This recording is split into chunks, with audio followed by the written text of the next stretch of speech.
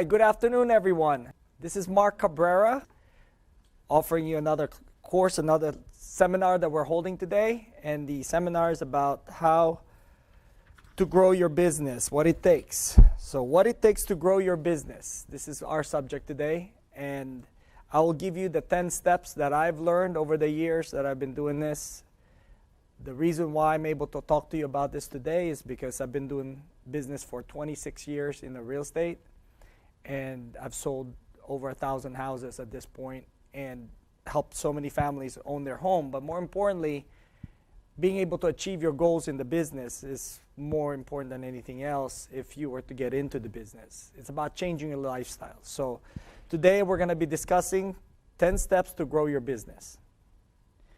Let's talk about the 10 steps first, and I'm going to go through in detail in a minute. But in a brief summary of it, the number one thing that we need to have is to be able to identify where we are in the business and what you want out of the business.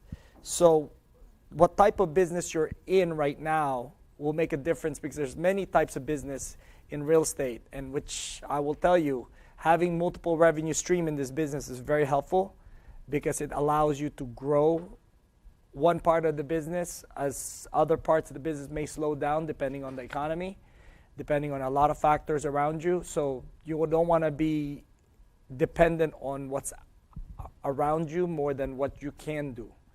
So let me give you different types of businesses that are available for you in the real estate. I think you already know more than likely. Some of them are actually pretty obvious, but you got the commercial side, you got the residential side, you have the leasing on both residential and commercial, you have the listing side on each transaction side, you have the buyer side, and you have the tenant side.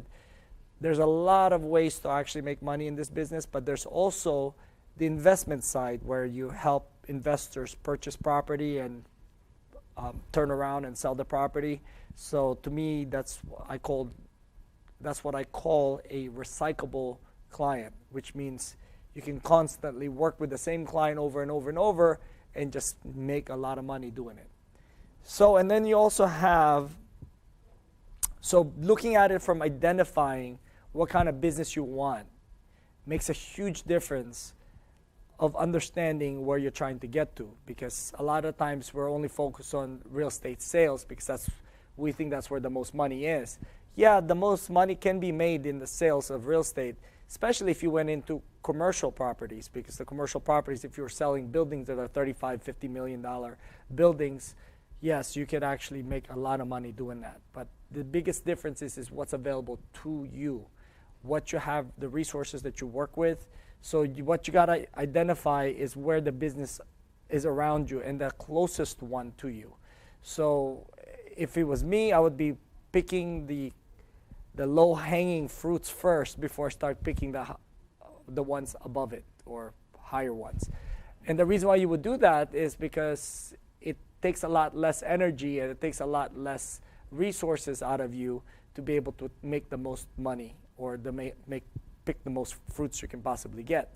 So it's just logical for you to pick the low-hanging fruit. It's the same idea here. So you need to identify the type of business you want and the current business you currently have. If you don't have any business at all, then you got to choose a particular niche that you got to master before you go into the second one. That's one thing that a lot of people make mistakes on. They go into the business and they want to do everything. Well, yes, you want to do everything, but you're not going to make income on everything unless you've mastered everything, which is more difficult than mastering one thing. So focusing on one area of your business and you're mastering it. When I say mastering it, that you know everything that you can possibly know in terms of how to speak to people. Let's say if you want to get into picking up listings, if that's what you want to do in this business, you want to master picking up listings and getting listings and obtaining listings. So the number one thing you have to understand is you have to master prospecting. How do you get to face with people that are looking to list their property, right? The number two part is looking at it from, since you're face to face with the people, how do you get in depth in terms of being able to show them your experience and also be able to give them correct information that will make him feel confident enough to work with you.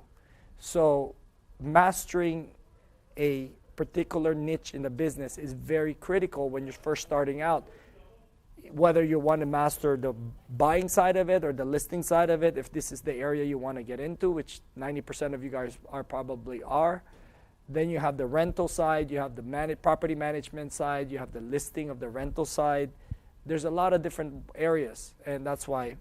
So let me briefly go through everything here. So identify the type of business you want and the current business you have. Then document and create standards for your current business and create processes for the new part of your business. I'm going to get into this later on, but I'm just going to read right through this so you have an idea what the 10 steps that we're going to be using to be able to actually get you to where you need to go. Point A to point B requires you to take the step-by-step process.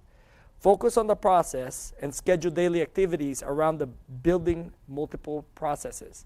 So a lot of us focus on our clients, which is great. But our clients, when they've bought a house or they've listed the house and they've sold their house, they're gone. So you cannot just go from one client to the next client without realizing that there is process that you could create that will make it consistent.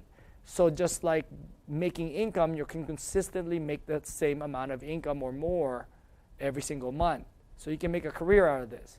Otherwise, it's a lot harder for you to make a career out of this if you are getting monthly income that's inconsistent with the bills that you get. So at the end of the month, if there's not enough income every single month, eventually you're going to quit the business. There's no way you would stay into a business that you're not going to be able to pay even your bills or even be able to eat. So focus on the processes. Spend time for marketing and prospecting as part of your daily activities. Involve other people to leverage your time and learn to delegate and not abdicate. And I'll explain to you that a little bit later on as well. Attend mastermind groups and seminars to obtain fresh ideas to implement to your business. Apply the trainer concept once you have a team so that you're not going to be the only resource for people and there's not going to be too many bottlenecks. And I've seen this many times in many different businesses outside of even real estate. And what I see is once you start hitting bottlenecks where the only person who knows how to do anything is you, the business slows down to that level and it's not going to go any further because you only have 24 hours to be able to serve everybody. So at some point you're going to run out of time, and then that's the maximum you could do. Have a consistent weekly meeting with your team and vendors to keep them motivated and focused. Measure your success and adjust your failures. Work on self-improvement. So these are basically